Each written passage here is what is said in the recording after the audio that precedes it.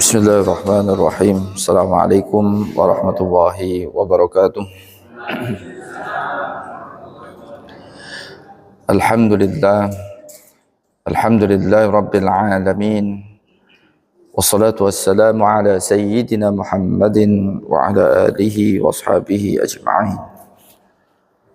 Allahumma fahimna asraral Qur'ani wa waffiqna li khidmatih.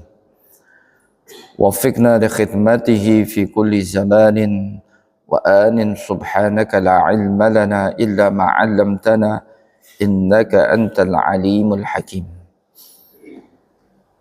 Bapak Ibu jamaah Masjid Nurul Iman yang mudah-mudahan kita semuanya yang berada di majlis ilmu ini, Allah Subhanahu wa Ta'ala tak henti-hentinya selalu mencurahkan rahmat dan ridhonya kepada kita semuanya. Amin ya rabbal alamin. Bapak Ibu sekalian, pagi hari ini kita masih membahas tafsiran seputar surat-surat pendek dalam Al-Quran. Surat Al-Kafirun diawali dengan perintah Allah Subhanahu wa Ta'ala kepada nabinya Nabi Muhammad sallallahu alaihi wasallam. Qul, ya qul itu artinya katakan, ya fi'lu amrin, fi'il amr, kata perintah. Sallam Nabi Muhammad diperintahkan ya oleh Allah Subhanahu wa Ta'ala untuk apa? Ya ayyuhal kafirun, ya untuk menyampaikan kepada orang-orang kafir. Kalau secara redaksi di sini memang al-kafirun, al-kafirun ya orang-orang kafir.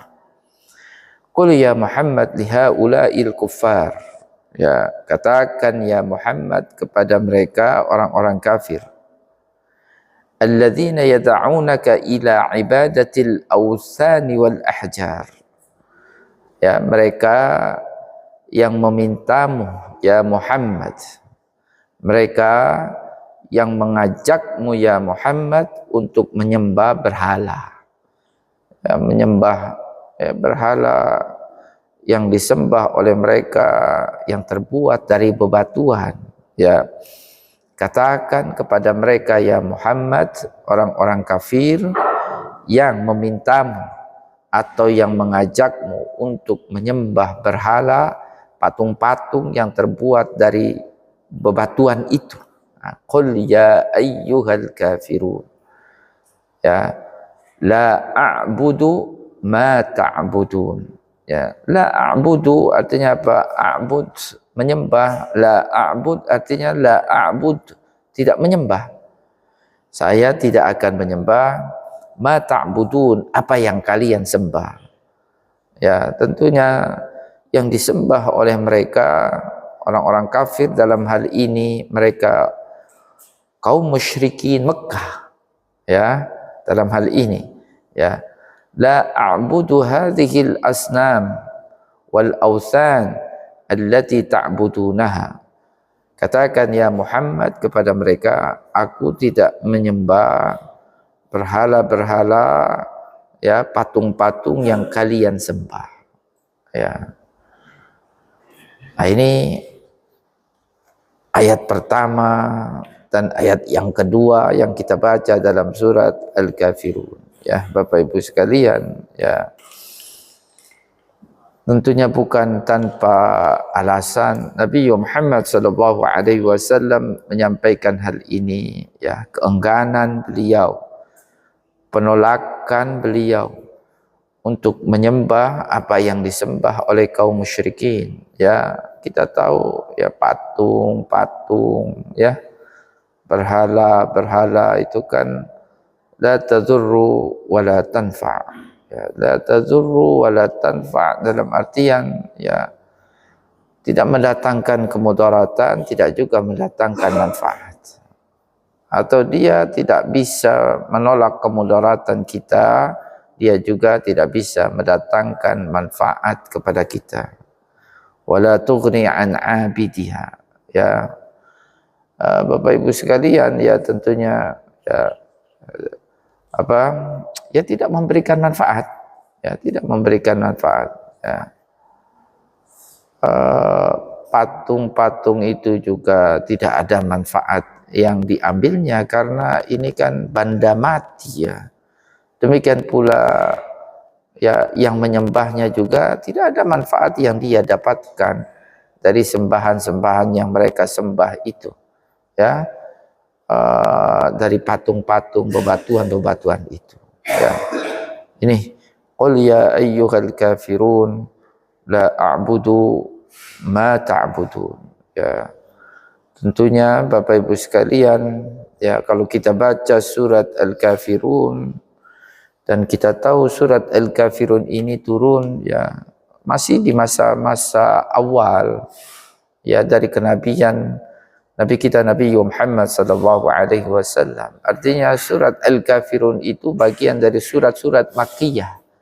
Surat-surat yang diturunkan ya sebelum Nabi Muhammad sallallahu alaihi wasallam berhijrah ya. Surat Al-Kafirun ya sering disebut juga dengan surat tauhid ya, surat ya tauhid ya, karena tauhid itu ya pada dasarnya Bapak Ibu sekalian la ilaha illallah, tidak ada Tuhan selain Allah ya.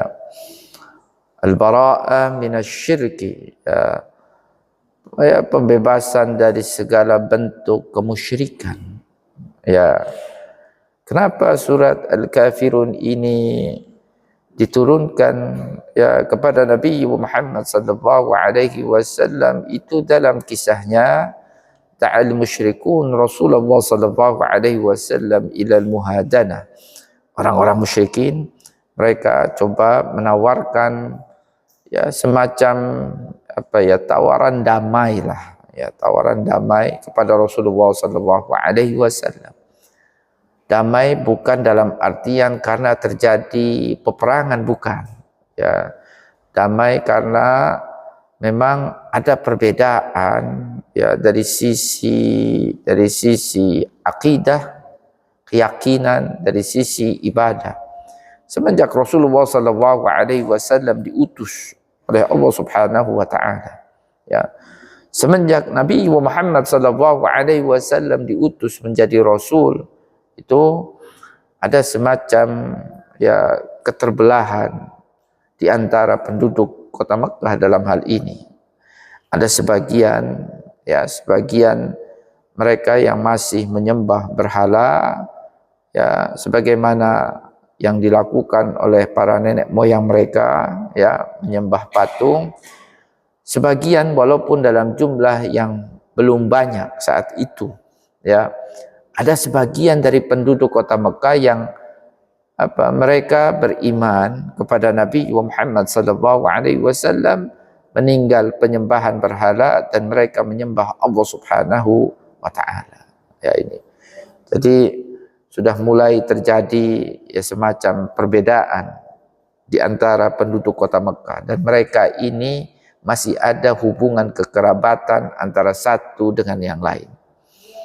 Sudah nggak enak ya kan ya, apalagi dalam dakwah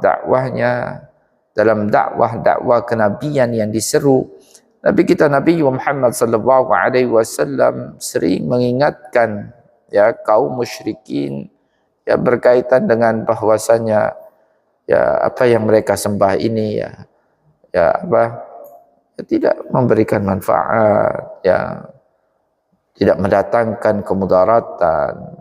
Apa yang mereka sembah ini hanyalah apa yang mereka dapatkan dari nenek-nenek moyang mereka ya. Itu Nabi Muhammad sallallahu alaihi wasallam juga sering ya mempertanyakan lah ya, mempertanyakan ini kalian menyembah apa yang ya, kalau dalam keyakinan mereka yang menyembahnya, tentunya berhala-berhala ini adalah bisa mendatangkan apa yang mereka minta menurut para penyembahnya ya. Nabi Muhammad sallallahu alaihi wasallam diutus untuk meluruskan ya kesalahan keyakinan seperti ini.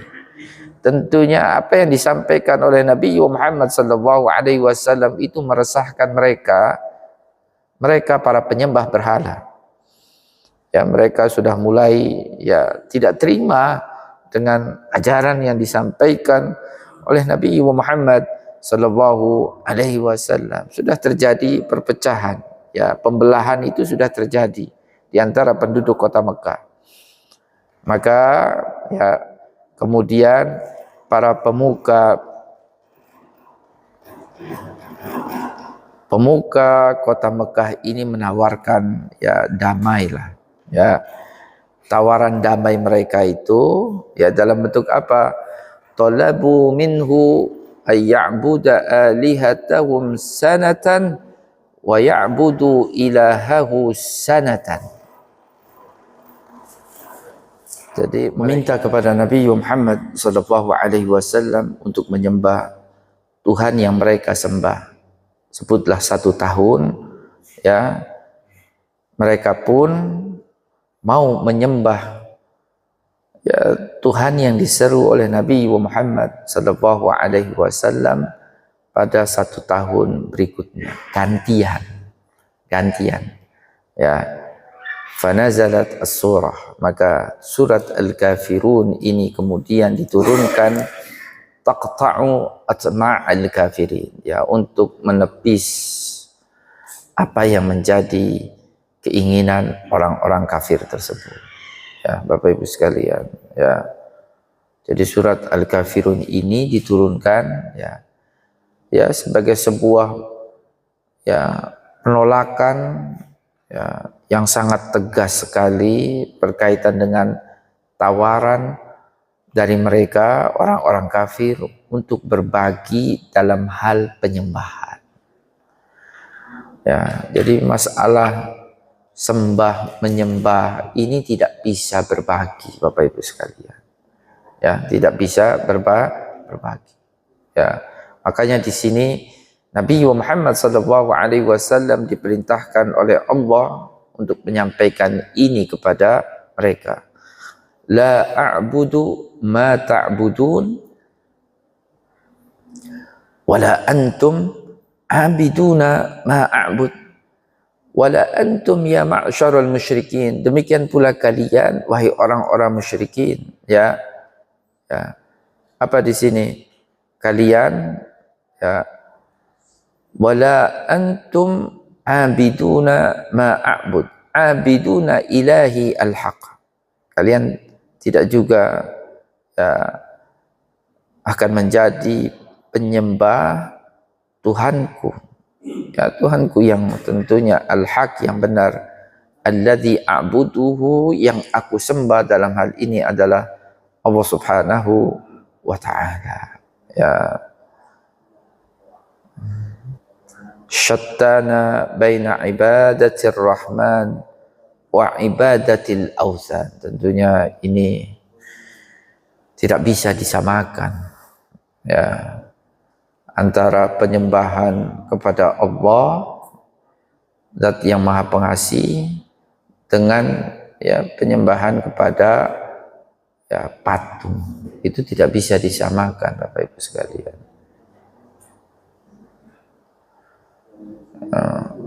Qul hal yastawi, ya, apa, ada banyak ayat dalam Al-Quran ya di mana Allah Subhanahu wa ta'ala secara tegas ya menyampaikan kepada kita bahwasanya Dia ini tidak bisa disamakan dengan selain. Sebutlah kalau kita membaca potongan firman Allah, afaman yakhluqu kaman la yakhluq. Ya, afaman yakhluq. Apakah Allah Subhanahu wa ta'ala yang mencipta, kaman la yakhluq, sama dengan yang sama sekali tidak mencipta. Afaman yakhluqu kaman la yakhluq. Ya, tentunya tidak sama, Bapak Ibu sekalian. Ya, masa Allah Subhanahu wa ta'ala al-Khaliq, Zat yang Maha Pencipta, mau disamakan dengan makhluknya, dengan ciptaannya? Tentunya tidak sama. Maka Allah Subhanahu wa taala turunkan ini ayat kepada Nabi Muhammad sebagai sebuah penolakan yang sangat tegas sekali, bahwasanya ini tawaran dari mereka ini tidak bisa diterima. Bapak Ibu sekalian, ya, tidak bisa diterima. Ya, masa Allah mau disamakan dengan bebatuan? Ya. Nah, ini qul ya ayyuhal kafirun la a'budu ma ta'budun. Ya.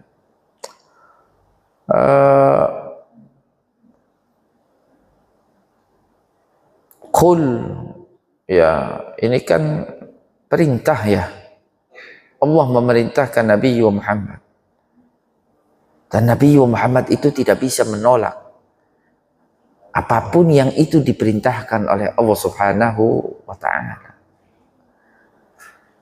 Ada semacam resistensi, ya Bapak Ibu sekalian, ketika Nabi Muhammad menyampaikan ayat ini. Sama seperti halnya ketika Nabi Muhammad menyampaikan surat Al-Lahab itu. Itu kan ada resistensi. Pasti Abu Lahab dan istrinya tidak akan terima ketika Rasulullah SAW menyampaikan surat Al-Lahab itu. Tetapi kan tidak ada pilihan bagi Nabi kecuali menyampaikannya. Tidak boleh Nabi itu menyembunyikan ayat yang diturunkan oleh malaikat Jibril, itu kan tidak mungkin. Berarti dia tidak amanah. Dan seorang Nabi mustahil untuk melakukan itu. Ya, makanya ketika kita membaca tafsiran seputar surat Al-Lahab itu kan, bagaimana kemudian Ummu Jamil, istrinya Abu Lahab itu, marah besar dengan Nabi kita Nabi Muhammad sampai bawa batu mau lempar itu batu ke mulutnya Nabi Muhammad sallallahu alaihi wasallam.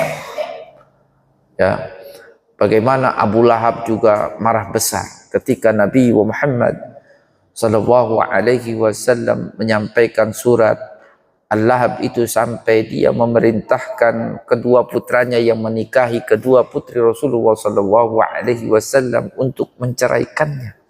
Ya kan? Itu bagian dari konsekuensi. Ya kan? Tetapi ya memang tidak ada pilihan. Nabi Muhammad sallallahu alaihi wasallam ketika diturunkan kepadanya surat Al-Kafirun, Nabi Muhammad sallallahu alaihi wasallam itu masih berada di kota Mekah. Dan minoritas Nabi dengan sahabat-sahabat yang sudah beriman kepadanya itu jumlahnya itu masih sedikit dibandingkan dengan orang-orang kafir dari kalangan kaum musyrikin yang tinggal di kota Mekah, yang notabene mereka ini mayoritas. Tetapi tidak ada alasan bagi Nabi kemudian untuk menyembunyikan ayat ini. Tetap ayat ini disampaikan. Ya, ya Bapak Ibu sekalian, ya artinya apa? Ya,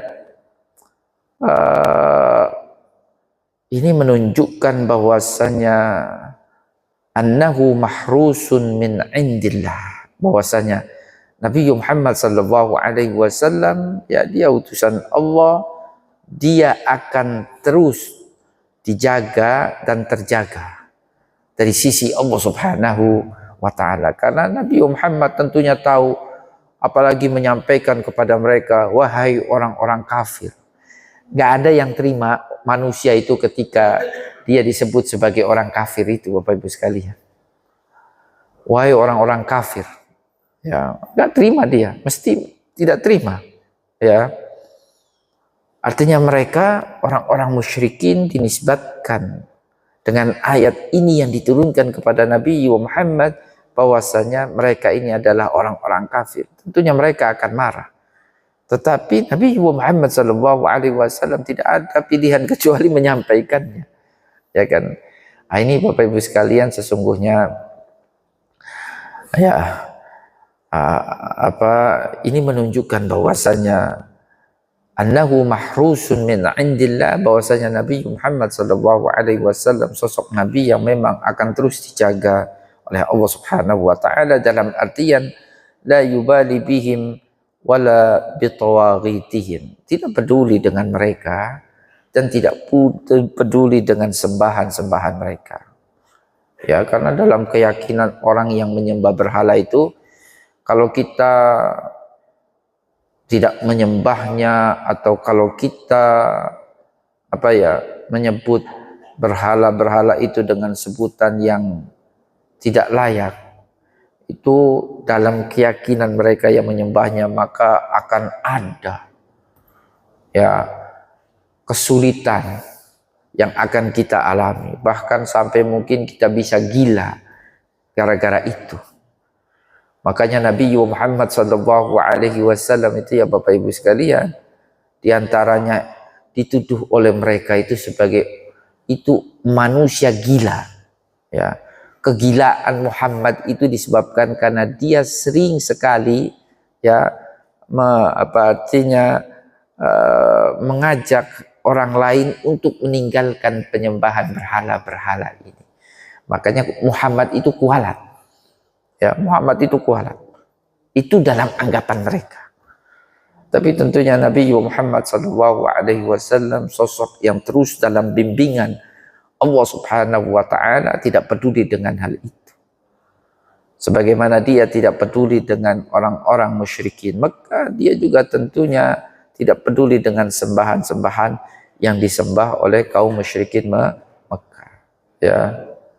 Maka dalam sejarahnya itu, ya Bapak Ibu sekalian, setelah Nabi Muhammad SAW menyampaikan surat Al-Kafirun, ya, itu mereka kaum musyrikin, mereka tambah lebih sering lagi melancarkan intimidasi, baik itu kepada Rasulullah SAW maupun kepada para pengikutnya. Ya, mereka sempat memberikan tawaran, tetapi tawaran itu ditolak karena memang tawaran ini, Bapak Ibu sekalian, berkaitan dengan masalah keimanan. Tawaran ini berkaitan dengan masalah akidah yang tidak boleh itu berbagi. Ya. Qul ya ayyuhal kafirun la a'budu ma ta'budun wa la antum abiduna ma a'bud. Ya, itu kan ditegaskan lagi pada ayat berikutnya, wala ana abidum ma abadtum, tidaklah aku ini menjadi penyembah apa yang kalian sembah. Ya, bukan saja di masa sekarang tetapi juga seterusnya pada masa yang akan datang. Demikian pula kalian, wala antum abiduna ma a'bud, kalian untuk selamanya. Ya, selama kalian masih menyembah itu berhala, maka kalian tidak bisa dikatakan dalam waktu yang bersamaan bahwasanya kalian menjadi penyembah apa yang aku sembah. Ya. Jadi Bapak Ibu sekalian, kalau kita baca ayat ini, antara keimanan dan kekafiran itu tidak bisa digabung dalam waktu yang bersamaan dalam diri seorang manusia, nggak bisa. Ya kalau beriman, kalau kafir, ya kafir. Ya.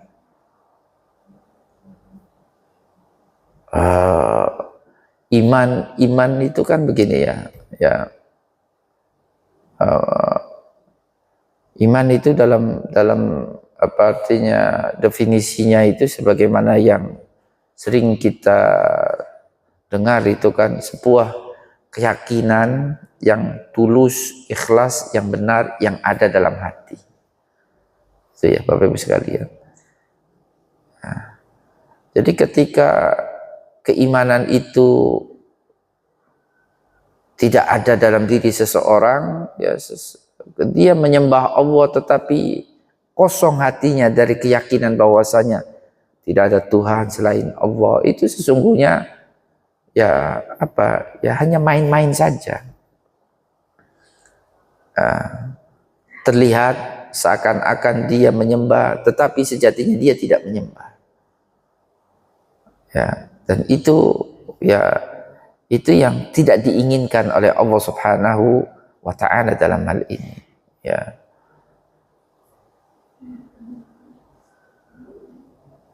Lakum dinukum waliyadin. Ya, lakum dinukum waliyadin. Itu ayat-ayat terakhir dalam surat Al-Kafirun. Ya. Ya sudahlah, bagi kalian agama kalian, bagiku agamaku. Atau lakum syirkukum. Ya, bagi kalian kemusyrikan karena kalian menyembah berhala-berhala. Wali tauhidi, dan bagiku ketauhidan, dalam artian ya la ilaha illallah, tidak ada Tuhan selain Allah Subhanahu wa taala. Ya.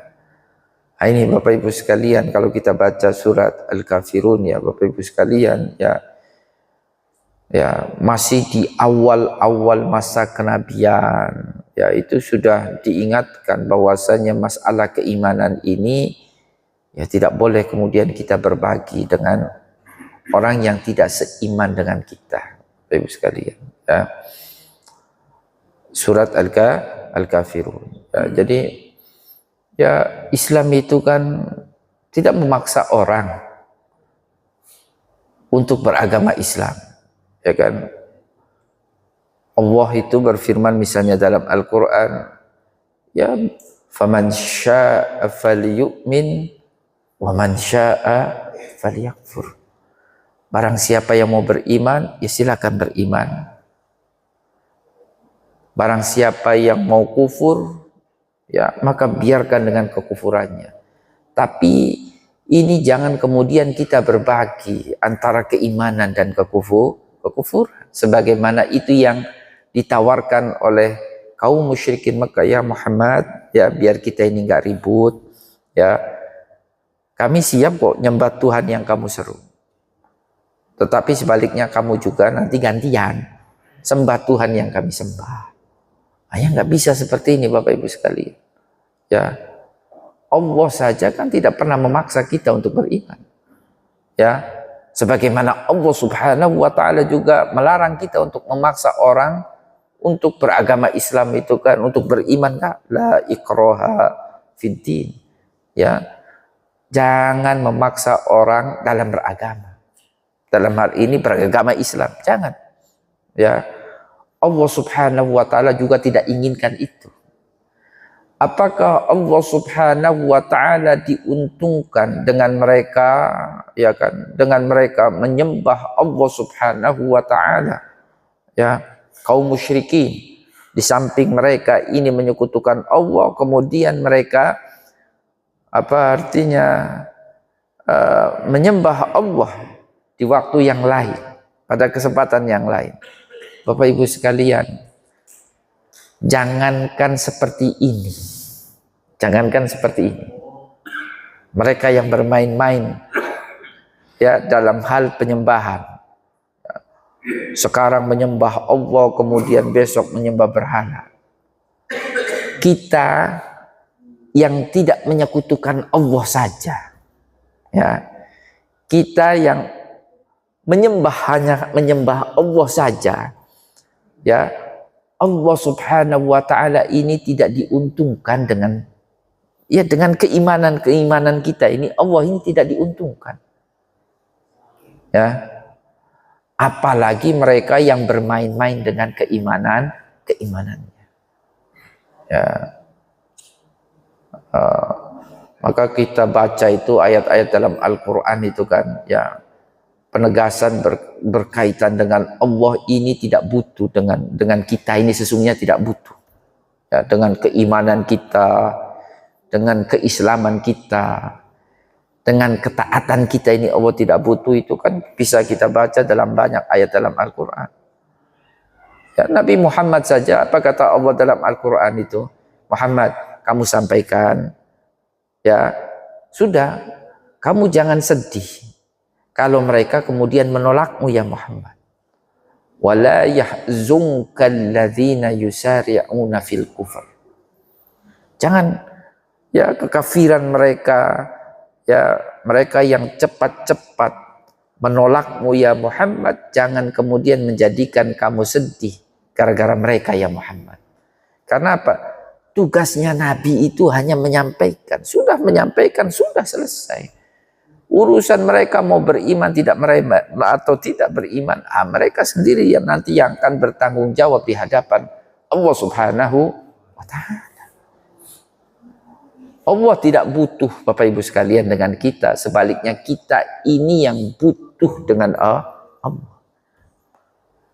Makanya kan kita baca ayat lain dalam Al-Quran, ya ayyuhan nas, manusia secara keseluruhan, antumul fuqara'u ilallah. Kalian semuanya ini butuh dengan rahmat Allah. Ya, tidak saja di dunia, apalagi nanti di hari akhirat.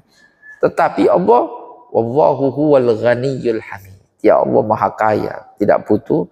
Ya Allah yang Maha terpuji. Nah ini ya. Jadi ada kesannya Allah ini butuh ya dengan kita, sebagaimana itu yang disampaikan oleh kaum musyrikin ketika mereka menawarkan diri mereka untuk menyembah Allah bersamaan dengan mereka menyembah berhala-berhala itu, patung-patung ini. Ya, tentunya Allah sangat tidak terima, sangat tidak mau untuk dipersekutukan dengan selainnya. Ya kan? Makanya ayat ini diturunkan ya agar supaya tidak lagi kemudian ya berulang mereka semacam menawarkan apa artinya ya damai tetapi dengan memperjualbelikan akidah. Nah, ini yang tidak boleh Bapak Ibu sekalian. Ya. Damai dalam artian kita hidup secara berdampingan, tidak saling memerangi, ya, menghormati apa yang menjadi hak asasi setiap dari kita. Sebutlah dalam hal keyakinan, itu kan bagian dari hak asasi. Ya, itu yang diajarkan dalam ajaran Islam.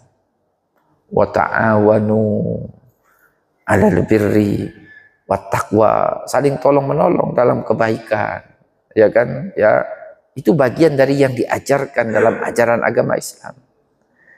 Saling berbuat baik dengan sesama, ya, tidak membunuh, tidak mengusir.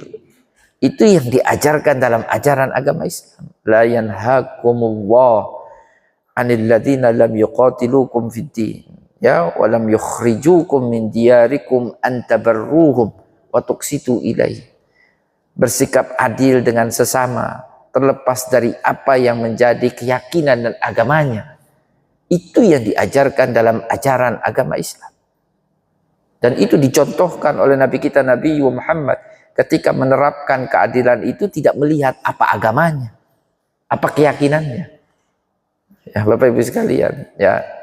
Itu yang diajarkan, tetapi bukan berarti kemudian dengan mengatasnamakan ya kedamaian, kemudian kita memperjualbelikan atau menukar akidah kita dengan akidah orang lain. Nah, ini sebenarnya pesan ini yang Bapak Ibu sekalian hendak Allah Subhanahu wa Ta'ala sampaikan ya sebagai sebuah penolakan atas tawaran damai yang disampaikan oleh orang-orang musyrikin Mekah kepada Nabi kita Nabi Muhammad sallallahu alaihi wasallam. Bukan berarti Nabi Muhammad menolak hidup berdampingan secara damai, bukan. Ya, hidup berdampingan secara damai itu bukan berarti kemudian dengan menggadaikan keyakinan agama itu. Ya, urusan dia tidak mau masuk Islam, ya itu hak pribadi dia. Allah pun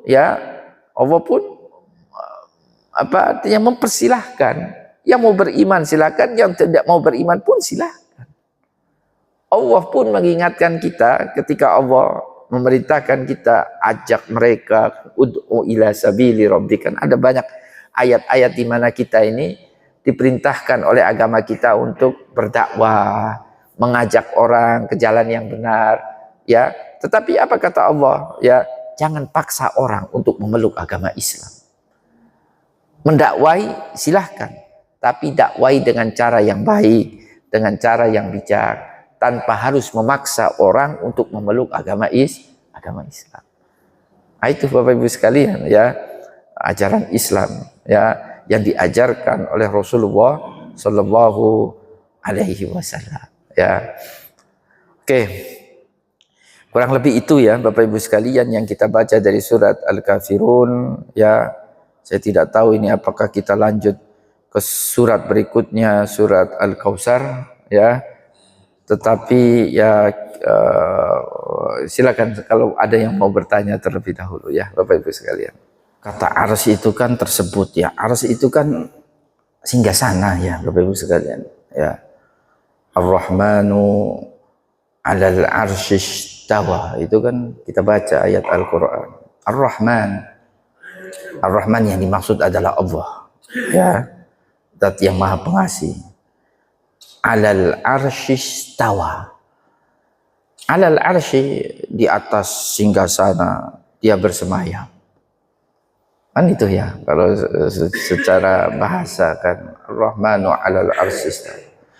Jadi gini Bapak Ibu sekalian, ya.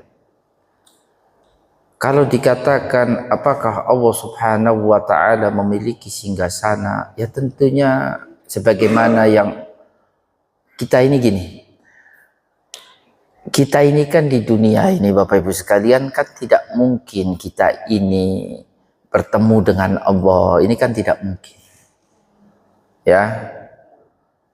Melihat Allah ini kan kita tidak mungkin Bapak Ibu sekalian. Nah, datang lagi nih. Mana? Apa baterainya Pak Haji? Baterainya apa? Bisa setelah saya matiin terus hidup lagi. Oh gitu. Emang gampang-gampang susah ngurusin mic masjid ini ya. Kita malaikat. Setannya juga banyak. Ya, jadi kita ini kan tidak mungkin ya langsung misalnya bertanya kepada Allah kan gitu kan kita nggak mungkin. Ya, Nabi Musa saja ketika minta Allah itu memperlihatkan zatnya itu kan tidak mampu, ya jatuh pingsan. Ya. Tapi bukan berarti kita ini ya apa artinya, bukan berarti Allah ini pelit dengan kita dalam artian tidak menginformasikan berkaitan dengan siapa dia, ya. Kalau kita baca ayat-ayat dalam Al-Quran itu Bapak Ibu sekalian, ya banyak informasi yang Allah sampaikan berkaitan dengan zatnya kalau kita mau mengenalnya. Artinya kalau kita mau mengenal Allah itu ya baca firman-firmannya. Ya. Ya kita mengetahui Allah itu seperti apa, ya kan, bagaimana, itu kan hanya melalui wahyu yang sampai kepada kita. Wahyu itu bisa dalam bentuk Al-Quran, wahyu itu juga bisa dalam bentuk hadis sahih yang disampaikan oleh Nabi kita. Ya, makanya kita mengenal ya siapa itu Allah misalnya dengan nama-nama terbaik yang dimilikinya. Ya, nama-nama terbaik itu kan siapa Allah? Allah itu Ar-Rahman, Ar-Rahim, Al-Malik, Al-Quddus dan seterusnya. Ya.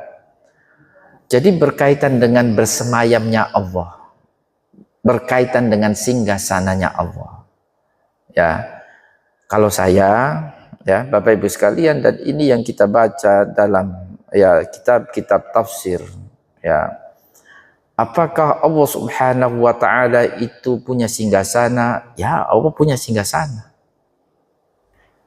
Karena Allah ya menyebutkan bahwasanya dia ini bersemayam di atas singgasananya. Apakah Allah kemudian dia bersemayam di atas singgasananya? Ya, Allah bersemayam di atas singgasananya. Karena kalau kita baca ayat Al-Quran itu kan, ya, summastawa 'alal arsy atau ar-rahmanu 'alal arsy istawa. Ini bukan hanya sekali. Kita baca dalam Al-Quran bahwasanya Allah ini bersemayam di atas singgasananya. Ya. Kalau paham Ahlus Sunnah wal Jamaah, paham tengah ini ya. Memang Bapak Ibu sekalian, ini kan ya ada perbedaan pendapat. Ya, ini kok sepertinya ya kayak raja. Ya, raja punya singgasana, dia duduk di atas singgasana, itu kok sepertinya kayak raja.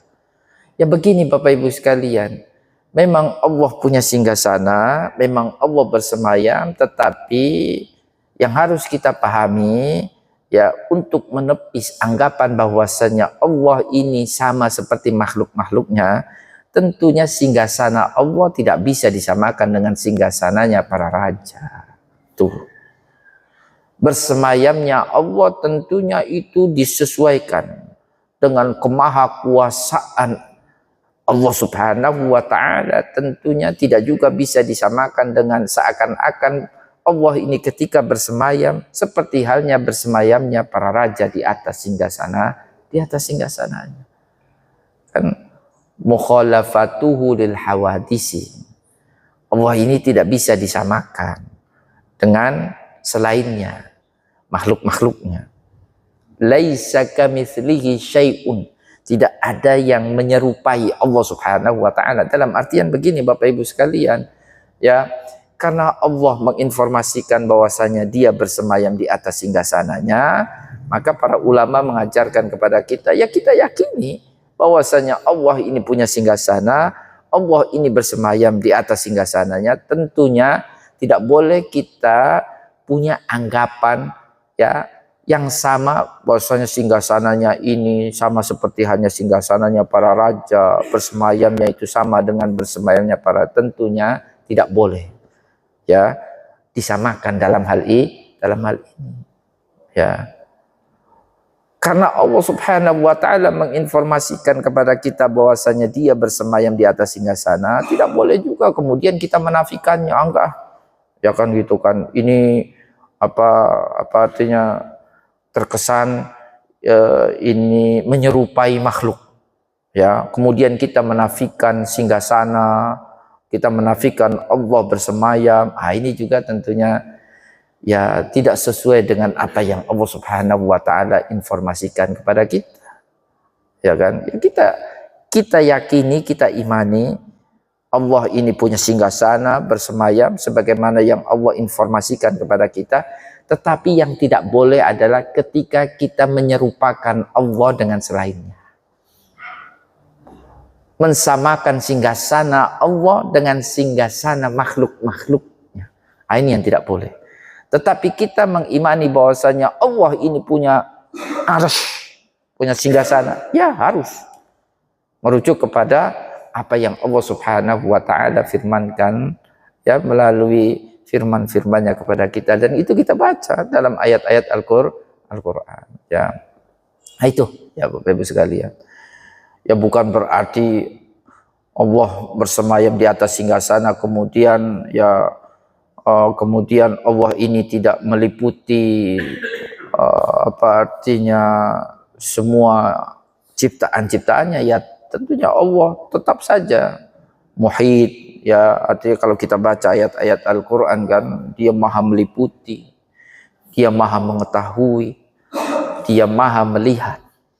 Ya kalau raja sudah duduk bersemayam di atas singgasana, mungkin yang dia ketahui hanya apa yang dia lihat di sekelilingnya saja, tapi tentunya tidak dengan Allah Subhanahu wa ta'ala. Artinya ya tidak boleh dibatasi ini ya Allah Subhanahu wa ta'ala ini ya, karena dia ini adalah maha dari segalanya. Nah, itu ya. Yang saya pahami, yang saya baca selama ini ya demikian ya. Artinya kita tidak boleh menafikan singgasana, tetapi pada sisi lain kita juga tidak boleh menyerupakan singgasana itu dengan singgasana lainnya. Ya, itu ya berkaitan dengan Allah berada di arsy-Nya. Bapak sekalian. Kemudian berkaitan dengan ucapan selamat. Ini Desember ya. Sebentar lagi ini Bapak Ibu sekalian. Gini, saya ini mau nyampein gini. Ya memang kalau urusan akidah, iman itu kan apa yang ada dalam hati. Gampangannya begini Bapak Ibu sekalian. Itu kan ada sahabat yang mungkin sering saya sampaikan dalam banyak kesempatan. Ada sahabat yang bernama Ammar. Itu kan ketika dia ya dipaksa untuk apa artinya ya mungkin apa ya mengeluh-elukan, mengagung-agungkan ya sembahan-sembahan yang disembah oleh kaum musyrikin itu ya, memuji-muji sembahan-sembahan yang disembah oleh kaum musyrikin itu ya, ketika dipaksa ya Ammar bin Yasir itu kan, apa yang dilakukan oleh Ammar ya karena kondisi terpaksa, dia dipaksa ya, dia sampaikan itu apa yang diminta oleh kaum musyrikin ya, dia puji-puji ya sembahan kaum musyrikin itu. Sejumlah sahabat kemudian mereka menilai Ammar ini sudah keluar dari Islam. Sampai kemudian Ammar ini ya dia mengadulah kepada Rasulullah. Ini jawaban Rasulullah dan mungkin ini juga jawaban saya. Ya kan, berkaitan dengan apa? Om Swasti, saya nggak hafal itu Bapak Ibu sekalian. Karena saya ini bukan pejabat. Jadi saya nggak pernah nyampaikan ini Bapak Ibu sekalian. Biasanya yang nyampaikan ini kan yang pejabat ya Bapak Ibu sekalian. Ya demikian. Ya terus yang lain-lainnya saya hafalnya assalamualaikum saja Bapak Ibu sekalian. Ya yang itu kan saya nggak hafal. Ya, biasanya pejabat yang hafal itu kan Bapak Ibu sekalian. Ya yang kayak gitu itu kan. Ya itu Rasulullah hanya bertanya kepada sahabat Ammar itu ya, kaifa tajidu qalbaka ya Ammar? Hati kamu ketika kamu artinya memuji-muji apa artinya mau sembahan ya selain Allah itu apa? Hati kamu itu gimana? Sesuai enggak dengan apa yang kamu omongkan? Ya kan? Kaifa tajidu qalbaka ya Ammar? Itu pertanyaan Rasul itu. Ya. Kalau selaras antara ucapan dengan hati, ya sudah benar kata teman-teman kamu itu, bahwasanya kamu ini telah keluar dari Islam. Jawaban Ammar, mutmainnun bil iman. Hati saya ini masih kuat dalam keimanan, tidak ada Tuhan selain Allah. Ini saya ini kan hanya lisan, apa yang tampak. Karena saya memang kondisinya dipaksa untuk menyampaikan itu. Demi keselamatan saya. Ya.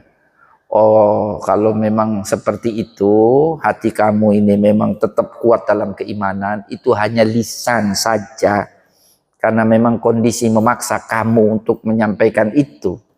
Kalau enggak disampaikan, enggak selamat ya ini. Dibunuh. Sama seperti bapak ibunya yang dibunuh di depan matanya. Ya. Oh, kalau begitu ya kan ya, karena ini tuntutan, keharusan, dia harus mengatakan itu. Kalau enggak selamat dia. Ya kan? Fa in adu fa'ud, kata Rasulullah SAW. Kalau kemudian kamu menghadapi situasi kondisi yang sama, dipaksa, ulangi. apa yang sudah kamu lakukan. Artinya apa? Rasulullah Shallallahu Alaihi Wasallam mentolerir apa yang dilakukan oleh sahabat Ammar ini, dan pernyataan lisan dia itu tidak mengeluarkan dia dari keimanannya. Tuh ya Bapak Ibu sekalian. Nah sekarang yang Selamat Natal, Om Swasti, ya seterusnya, dan yang lain-lain, Namo Buddhaya dan seterusnya. Itu ya, saya hanya bisa di awal-awal aja karena sering mendengar juga Bapak Ibu sekalian. Maksudnya gini, kalau tidak ada tuntutan, tidak ada keharusan, nggak usah. Ya, tidak ada tuntutan, tidak ada keharusan, tidak usah. Tapi kalau ada tuntutan, keharusan, ya kan, ya, atau ada kemaslahatan untuk menjaga hubungan baik, Bapak Ibu sekalian, mungkin kita punya tetangga non Muslim, pas Natalan kita bilang Selamat Natal karena menjaga hubungan. Ya datang ke rumahnya, asal jangan ini ya, jangan apa artinya ya datang hubungan sesama manusia saja, antar tetangga kan gitu kan, Selamat Natal kan gitu kan. Ya. Boleh nggak? Saya termasuk orang yang membolehkan Bapak Ibu sekalian. Ya.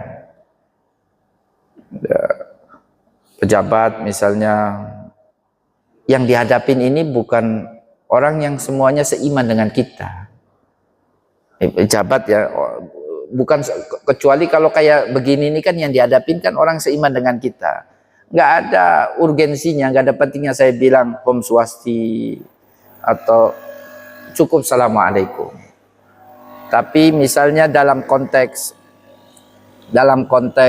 apa artinya acara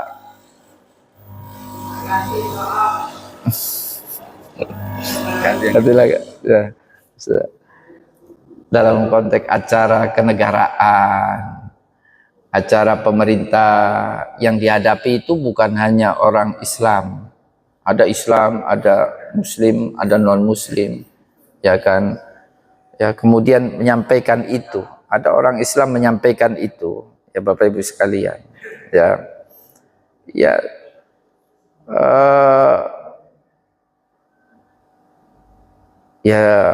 kalau saya ya kan itu kan. Selama itu yang disampaikan itu hanya sebatas lisannya saja, tidak sampai kepada hati. Ya istilahnya itu apa ya, masuk ranahnya itu mubah lah, ranahnya itu mubah, ya boleh-boleh saja bagi yang mau melakukannya, dan tidak apa artinya tidak mengeluarkan dia ketika dia menyampaikan itu dari keimanannya, selama ya itu sebatas lisan. Ya mungkin sebagai sebuah bagian dari apa? Ya ini hablun minan nas lah, hablun minan nas. Masuknya ini kategorinya hablun minan nas, Bapak Ibu sekalian. Jadi ya saling mentoleransi sesama, toleransi antar sesama kan gitu kan. Ah itu. Sebatas itu saja Bapak Ibu sekalian, sebatas itu. Ya jadi kalau Selamat Natal oke, tapi tidak kemudian kita ikutan ya melakukan ibadah di gereja atau itu yang nggak boleh dilakukan. Ya melakukan apa kalau kita kan istilahnya sholat ini ya. Kalau mereka itu apa? Ibadah. Yang istilah-istilah mereka itu kalau hari Minggu mau kemana? Mau ibadah ke gereja. Jadi kalau kita ikutan ibadah nggak boleh. Karena itu sudah menyangkut masalah keimanan, keyakinan. Ada yang disembah di situ ya. Tapi kalau ya Selamat Natal kan itu kan sebatas itu, hanya dalam lisan, ya hukumnya itu ya mubah ya silakan saja, boleh-boleh saja ya itu ya.